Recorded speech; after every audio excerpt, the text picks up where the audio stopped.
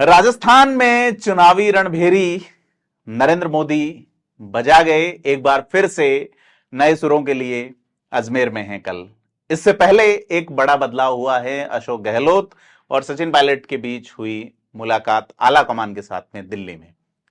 मल्लिकार्जुन खड़गे के घर पे हुई इस मुलाकात के क्या मायने हैं? नरेंद्र मोदी की सभा क्या नए राजनीतिक रंगों को नया रूप देगी? इन तमाम पहलुओं पर चर्चा करेंगे वरिष्ठ पत्रकार हमारे साथी श्रीपाल सत्तावत जी के साथ में आज के कार्यक्रम धारा प्रवाह में। सर बहुत बहुत स्वागत आपका। कैसे देखते हैं सर, अब 3 तारीखों में से 1 तारीख गुजर गई, दूसरी कल आने वाली है, आज उनका अल्टीमेटम भी पूरा हो रहा है सचिन पायलट का, तो ये जो हुआ है कैसे हो पाया होगा, क्या लगता है सर? देखो, अल्टीमेटम के हिसाब से कुछ बढ़ेगा वो तो अब लगता नहीं है जी। कांग्रेस ने एक तरह से जो विवाद है उस पर राख डाल दी है। इस राख में से कब किसकी तरफ से वापस चिंगारी वापस भड़काई कौन हवा जाती दे है, दे वो इसमें? हाँ। हवा देगा, वो देखने वाली बात होगी। फिलहाल सवाल पायलट की तरफ ये रहेगा ही कि 3 जो मुद्दे उठाए थे उसमें कांग्रेस क्या करने जा रही है। अगर कोई समझौता हुआ तो निश्चित रूप से कोई बात इस पर भी हुई होगी कि जो आरपीएससी है उसको भंग कर रहे हैं या नहीं कर रहे हैं, आरपीएससी में अपॉइंटमेंट्स नहीं हुए उनको लेकर के क्या होगा, या दूसरे जो मुद्दे हैं करप्शन को लेकर के जो पिछली सरकार पर वो आरोप लगा रहे थे, क्या उसकी जांच शुरू होने वाली है, तो वो देखने वाली बात होगी। लेकिन जो दिल्ली से खबरें आ रही है वो ये आ रही कि वापस राहुल गांधी आएंगे, उसके बाद में जो कल जो मुलाकात हुई थी वो आगे बढ़ेगी, उसके ऊपर जो फैसले होने हैं उसके बाद होंगे। कुल मिलाकर के जो एक अल्टीमेटम था, एक तारीख दे रखी थी, उसको टाल दिया गया है और आने वाले वक्त में पता चलेगा कि ये सीज फायर कितने दिन तक रुकता है। क्योंकि तीसरा चौथा मौका है जब इसी तरह से एक तरफ गहलोत खड़े होते हैं, बीच में वेणुगोपाल होते हैं, एक तरफ पायलट होते हैं, और वो राज्यसभा चुनाव का मामला हो, उसके बाद उससे पहले जो बगावत हुई वो वाला मामला देख लो, और उसके बाद भी कई सारे मौके आए और ये तीसरा चौथा मौका एक बार फिर वैसा ही है। राहुल गांधी की यात्रा से पहले भी ऐसा ही देखने को मिला था सर। ऐसा लगता है कि ये जब भी विवाद होता है तो जो वेणुगोपाल है उनके लिए फोटो अपॉर्चुनिटी होती है, वो बीच में होते हैं, बीच में होकर के दोनों को खड़ा करते हैं जी। ये बार बार होता है जी, और कांग्रेस क्लेम करती है कि अब कोई विवाद नहीं है जी, है ना, घर में परिवार में कोई बातें होती है और ऐसा कुछ नहीं है। लेकिन अगर आप उसको पूरा ऑब्जर्व करेंगे वीडियो को, कल के जो फोटोग्राफ्स हैं उनको, तो कंफर्टेबल दोनों ही नजर नहीं आ रहे हैं। न मुख्यमंत्री अशोक गहलोत नजर आ रहे हैं और न सचिन पायलट नजर आ रहे हैं। दरअसल दोनों के बीच में दूरियां इतनी बढ़ गई है कि उनको पाटना बहुत मुश्किल होगा कांग्रेस हाईकमान के लिए, और अगर पाट लेती है कांग्रेस तो आप ये समझ लीजिए कि कांग्रेस के अच्छे दिन आने वाले हैं। अशोक गहलोत ने आज रास्ता आते ही कहा है कि मैं वापस आऊंगा, चौथी बार रिपीट होऊंगा, मतलब उनकी ओर से तो स्टैंड क्लियर है अभी भी। ठीक है, कल उनको मीडिया बार बार आग्रह करता रहा, एक 20 सेकंड का वीडियो हम देखते हैं जिसमें वो ऑल इज वेल की बात कहते हैं, लेकिन वो वेल मतलब अच्छा है या वेल मतलब कुआं है, ये समझ में नहीं आ रहा है सर। गहलोत का अंदाज वही जादू वाला ही होता है जी, वो अच्छे के लिए भी कह सकते हैं और कुएं में धकेलने की तरफ भी कह सकते हैं जी। तो है तो वेल ही, अब उसकी स्पेलिंग क्या है वो देखने वाली बात है।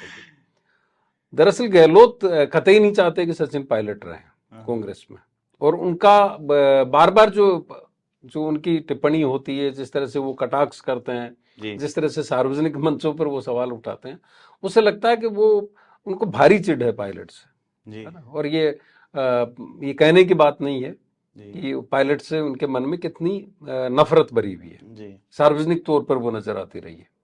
और ऐसी स्थिति में पायलट कितने दिन तक कांग्रेस में टिक पाते हैं, ये पायलट की सफलता होगी।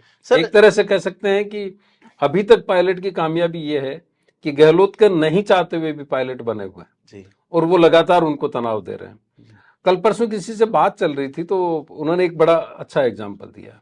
उन्होंने कहा कि सरकार चलने का मतलब ये होता है कि आप फर्स्ट क्लास एसी में आप सफर कर रहे हैं, 4.5 साल आप एक अलग तरह के माहौल में होते हैं जहाँ पे आपके पास में पब्लिक के लिए सोचने का मौका होता है, कुछ योजनाएं बनाने का मौका होता है, उनको अच्छे तरीके से लागू करने का मौका, एग्जीक्यूशन पे नजर रखने का मौका होता है। तो उनका ये कहना था कि फर्स्ट क्लास एसी की बजाय ये जो सरकार है जी, इसका सफर जो स्लीपर क्लास होता है, स्लीपर क्लास के आरएसी टाइप कब कंफर्म हो जाए, कब उसमें जो यात्री होता है वो कंफर्टेबल नहीं होता। हाँ, वो उसको हर वक्त लगता है कि मेरे कोई जूते नहीं ले जाए, हर वक्त उसको लगता है कि कोई एक बैग बर्थ नहीं पे ले दो जाए, जने होते हैं कि कौन सा कब पुलिस हो जाएगा। बैग कब कौन उठा ले जाए। जी जी अगर उसने उसको लॉक भी कर रखा है ना, उसके चेन से अगर उसको बांध भी रखा है, जी तो भी उसकी पूरी रात उस पर निगाह होती है। जी तो उनका ये कहना था कि ये जो सरकार है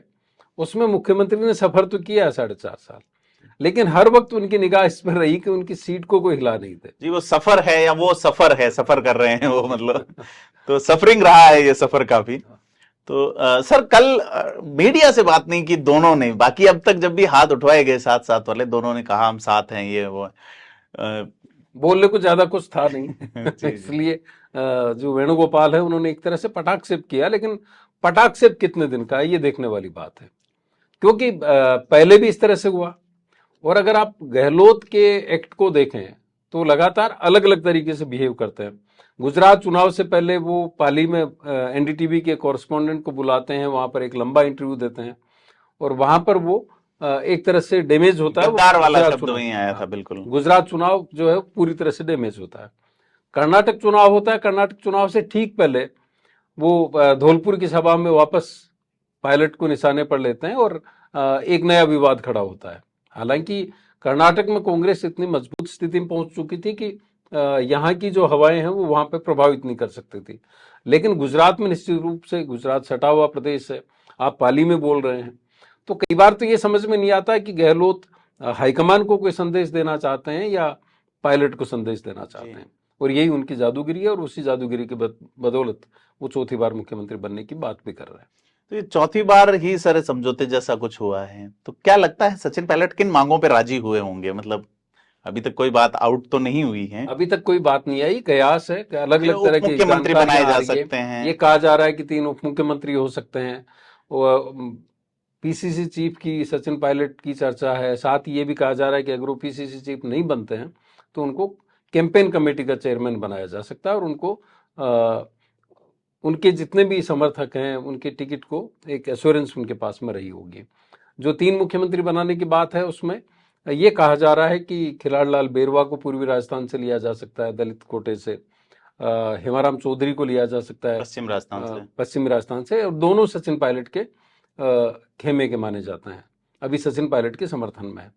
और प्रसादी लाल मीणा को लिया जा सकता है एसटी के बतौर, और सचिन पायलट जो है वो धुर विरोधी माने जाते हैं सचिन पायलट के। प्रसादी लाल में प्रसाद लाल मीणा जी, प्रसाद लाल मीणा जो है वो धुर विरोधी माने जाते हैं सचिन पायलट के। बयान भी देते रहे। और दौसा में जब सचिन पायलट सांसद थे तब से उनकी पॉलिटिकल राइवलरी जो है वो जग जाहिर रही है, ये बात आ रही है। और ये भी कहा जा रहा है कि कुछ जो सूत्र हैं वो ये कह रहे हैं कि मुख्यमंत्री चाहते हैं कि उप मुख्यमंत्री जो है वो हेमाराम चौधरी की बजाय डोटासरा को बना दिया जाए, लेकिन डोटासरा हटते हैं तो शायद मुख्यमंत्री बतौर पीसी चीफ सचिन पायलट को एक्सेप्ट कर पाए, ये भी बहुत मुश्किल बात है। अभी तो तनाव वाली बात जो मुख्यमंत्री के खेमे के लिए है वो ये है कि सचिन पायलट कांग्रेस में बने हुए हैं, उनकी बात को सुना जा रहा है, कांग्रेस हाईकमान उसको रिकॉग्नाइज कर रहा है, उसको अटेंशन दे रहा है।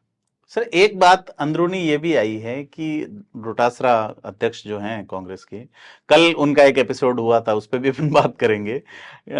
एक बड़ी लिस्ट, जंबो लिस्ट जारी की उन्होंने प्रदेश सचिवों की, और ऐसा कहते हैं कि अब तक प्रदेश सचिवों की लिस्ट एआईसीसी से जारी होती रही है, लेकिन यहां से सीधी जारी कर दी गई। 38 प्रदेश सचिव पहले से हैं। इस बार चूंकि ये बैठक तय थी, उससे पहले ये करके और एक बड़ा कुछ माहौल बनाने उस पर भी सवाल खड़े हो रहे हैं। जो कांग्रेस लाइक को जो पसंद करने वाले हैं, कांग्रेस के सिस्टम को समर्थन करने वाले लोग हैं, वो खासतौर पर माइनॉरिटी के लोग, वो सवाल खड़े कर रहे हैं कि 85 में से सिर्फ 4 लोग जी को सेक्रेटरी बनाया गया माइनॉरिटी से। तो उनका कहना है वोट तो वो 100% दें जी, और आप उनको जो रिप्रेजेंटेशन है वो आप 2% भी नहीं देना चाहते, 3% भी नहीं देना चाहते, तो उस पर भी सवाल खड़े हो रहे हैं।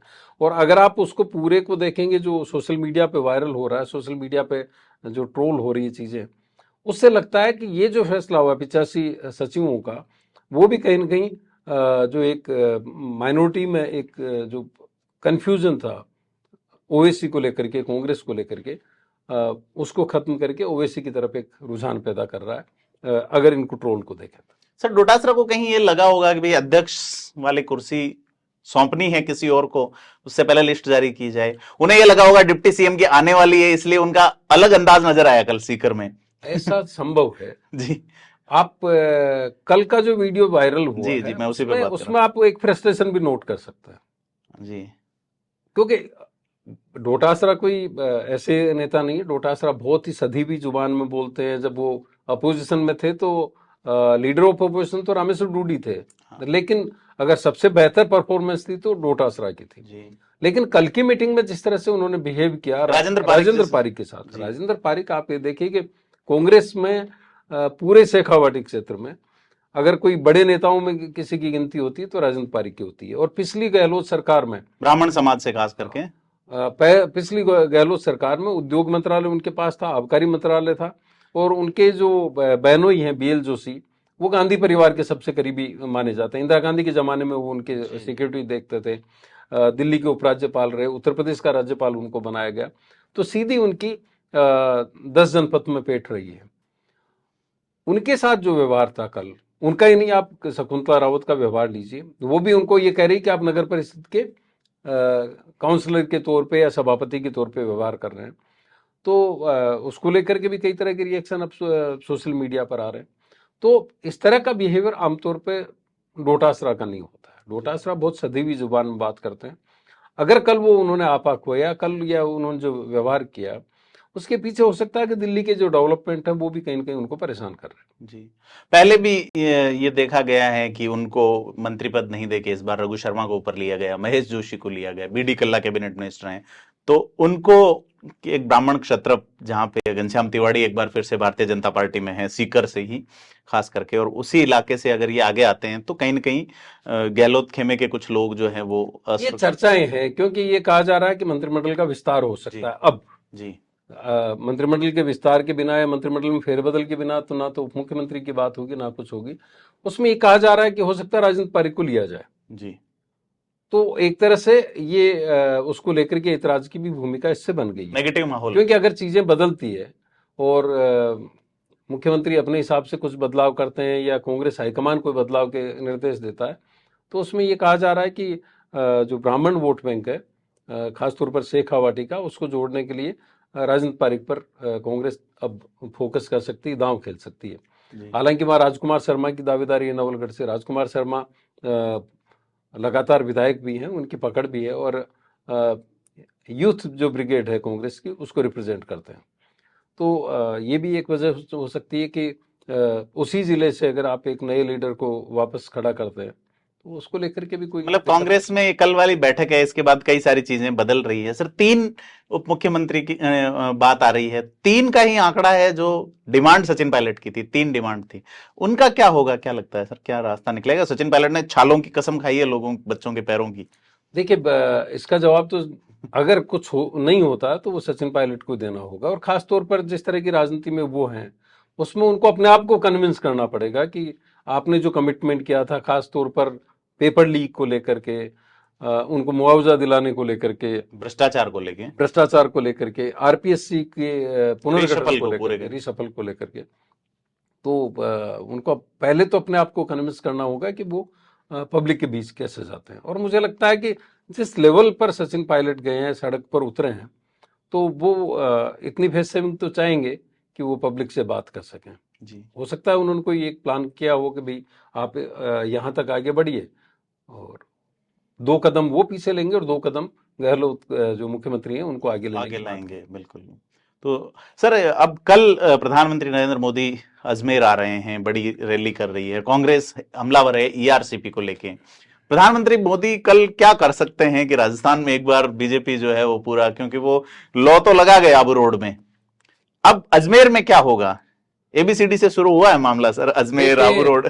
देखिए वैसे तो अंदाज लगाना मुश्किल है कि प्रधानमंत्री मोदी जो है वो किस मुद्दे पर बात करेंगे जी, लेकिन एक एनवायरनमेंट बन रहा है। जो केरला स्टोरी के वक्त भी उन्होंने ये बात कही थी जी।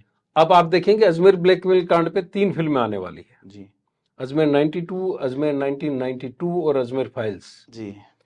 आप हो सकता है कल जी अजमेर को ये याद दिला जाए कि 1992 में जी उन महिलाओं को, उन लड़कियों को जो अब महिलाएं बन चुकी है, उनकी बड़ी तादाद थी, उनके साथ कुकर्म करने वाले कौन थे, ब्लैकमेल करने वाले कौन थे, और उनको किस तरह से कांग्रेस के ही नेताओं ने प्रोटेक्ट किया था, जी ये सवाल वो उठा सकते हैं। और जो प्राइम मिनिस्टर बोलेंगे तो ऐसा नहीं कि वो वेग में बोलेंगे, ये सारी सब चीजें जो है वो ऑन रिकॉर्ड रही है। आप देखेंगे कि सीरीज ऑफ इंसिडेंट, एक टीवी चैनल जो है उसके ऊपर एक डॉक्यूमेंट्री बना रहा है, फिल्में आ रही है, अचानक ये मुद्दा जो है वापस तूल पकड़ रहा है, और उसकी वजह ये कि 32 साल बाद में वापस उन महिलाओं को जो उस वक्त 16-17 साल की थी, आज वो दादी या नानी बन चुकी है, उनको कोर्ट में बुलाया जा रहा है, बयान देने के लिए बुलाया जा रहा है, तो मामला वापस गर्म हो गया है। जी और उस बहाने से जो नई पीढ़ी है उसको ये बताने की भी कोशिश होगी कि आपके चढ़ावे का जो पैसा है, आप जो पैसा धार्मिक आस्थाओं के नाम पे देते हैं, उसका किस तरह से मिसयूज करके और भोली वाली लड़कियों को एक समुदाय विशेष के और पार्टी विशेष के कार्यकर्ताओं द्वारा शोषित किया गया। हो सकता है ये मुद्दा वो उठाएं, ये मुझे एक अंदाज है, क्योंकि केरला स्टोरी पर प्रधानमंत्री ने बोला कर्नाटक चुनाव के वक्त। जी जी इसके बाद तो जब कल वो- का एक इंसिडेंट भी बहुत वायरल हो रहा है, एक बच्ची का जो जिस तरह से मर्डर किया तो गया। जब वो अजमेर आ रहे हैं और फिल्मों की एक एक मतलब जैसी जो ही कहानी, चर्चाएं हैं, बिल्कुल सर। ये कहा जा रहा है कि नहीं, सभी के पीछे जो अनाउंस की गई फिल्म है उसमें से उनका सबकी थीम यही है कि 1992 में जो अजमेर में जो घटनाएं हुई थी उनके ऊपर वो फिल्म बना रहे हैं। तो मुझे लगता है कि वो अगर वो उठा दें तो भी कोई बड़ी बात नहीं है। और उसको लेकर के जो कांग्रेस के नेता है रघु शर्मा, उनके ऊपर कई बार आरोप भी लगते रहे। प्रताप सिंह खाचरियावास जो आज की तारीख में उनके हमजोली हैं, वो जब अपोजिशन में थे और रघु शर्मा ने चुनाव लड़ा था यहाँ जयपुर से लोकसभा का, तो प्रताप सिंह खाचरियावास ने बाकायदा एक प्रेस कॉन्फ्रेंस करके रघु शर्मा पे आरोप लगाए थे अजमेर ब्लैकमेल कांड में शामिल होने के। इसी तरह से अशोक लाहोटी, कालीचरण अशोक सराफ। लाहोटी, कालीचरण सराफ, सुरेंद्र सिंह शेखावत, उनमें से कुछ लोगों को रघु शर्मा ने बाकायदा मानहानि के नोटिस भी दिए हैं, खासतौर पर अशोक लाहोटी को। जी उसके बाद में कालीचरण सराफ ने भी ये मुद्दा उठाया। तो ऐसा लगता है कि वापस 30 साल पहले की कहानी भी कहीं न कहीं याद दिलाने की कोशिश। रघु शर्मा उस समय युवा मोर्चा में कुछ, युवा मोर्चा के प्रदेश अध्यक्ष, और वो जो आरोपी थे वो ज्यादातर इस तरह का। और उस वक्त बयानों में कांग्रेस के कई नेताओं के नाम आए थे। जी जी सर, क्या आपको लगता है कि कल प्रधानमंत्री मोदी जो है वो पेपर लीक, खास करके राजस्थान में, क्योंकि आरपीएससी का हेडक्वार्टर है, सचिन पायलट ने भी वहां से यात्रा शुरू की थी, एक बहुत बड़ा इशू ये है। बहुत ज्यादा संभावना है जी और हो सकता है उस पे वो भी ये भी पूछें कि भाई समझौता क्या हुआ है। जी कल आप संयोग देखिए, जो डेडलाइन दी थी जी सचिन पायलट ने, उसी दिन उनकी सभा हो रही है। उससे पहले ये खबर आ गई कि भाई कांग्रेस में ऑल इज वेल, जी तो आरपीएससी का केंद्र है, पेपर लीक बड़ा मुद्दा बना हुआ है, और हो सकता है कि 30 साल पुरानी बात करने के बजाय वो 3 महीने पुरानी बात पर जाए। जी ये सिर्फ अंदाज लगा रहे हैं कि चूंकि अजमेर ब्लैकमेल कांड को लेकर के फिल्में और जो सीरीज और इसको लेकर के चर्चाएं हो रही है, इसलिए एक अंदाज है। लेकिन आज की तारीख में जो ताजा मामला है वो पेपर लीक है, और पेपर लीक के दोनों जो केंद्र हैं, वो आप चाहे दिनेश सेवा बोर्ड की बात कर लें, चाहे आप आरपीएससी की बात कर लें, उनका सेंटर पॉइंट अजमेर। जी सर, एक मुद्दा ईआरसीपी है, अजमेर का ही इशू था पहले, उसको लेके क्या बीजेपी कोई बड़ा प्लान लाने के विचार में है, या कांग्रेस किस तरह से? क्योंकि कल सचिन पायलट उसी इलाके में, टोंक में कल वो है, सचिन पायलट भी ईआरसीपी पे बोल चुके हैं, महेश जोशी बोले हैं, अशोक गहलोत बोल रहे हैं, तो क्या उन 13 जिलों में पेयजल को लेके क्या कोई बड़ा ईआरसीपी को लेकर के आप देखेंगे कि केंद्र सरकार की तरफ से स्टैंड पहले क्लियर कर दिया गया है। जी खुद जल शक्ति मंत्री गजेंद्र सिंह शेखावत, उन्होंने कहा कि नदी जोड़ो योजना के तहत वो बिना सरकार का, बिना स्टेट का पैसा लगवाए हुए केंद्र सरकार ने इसकी योजना बना ली है। जी और ईआरसीपी को लेकर के भी जो मामले आ रहे थे कि सब आपको दूसरे स्टेट को एग्री करना होगा, तो उनका ये था कि केंद्र इस योजना को पूरी करवाएगा, वो उस प्लान के तहत करवाएगा, उसमें किसी तरह के विवाद भी खड़े नहीं होंगे और उसमें स्टेट का पैसा भी खर्च नहीं होगा। लेकिन ये बड़ा मुद्दा है, आप 13 जिलों का मामला है, कई कॉन्स्टिट्यूएंसीज इससे प्रभावित होती है, तो निश्चित रूप से इस पर राजनीति तो होगी और कांग्रेस इसको अपने तरीके से उठाने की कोशिश करेगी। उसका जवाब प्रधानमंत्री क्या देते हैं, ये देखने वाली बात हो। तो ये था आज का खास कार्यक्रम धारा प्रवाह, और हमारे साथ जुड़े हमारे वरिष्ठ साथी श्रीपाल सक्ताव जी। सर बहुत बहुत धन्यवाद आपका। राजस्थान की राजनीति से जुड़े खास मुद्दों को जानने और समझने के लिए सब्सक्राइब करें थिंक 360 को।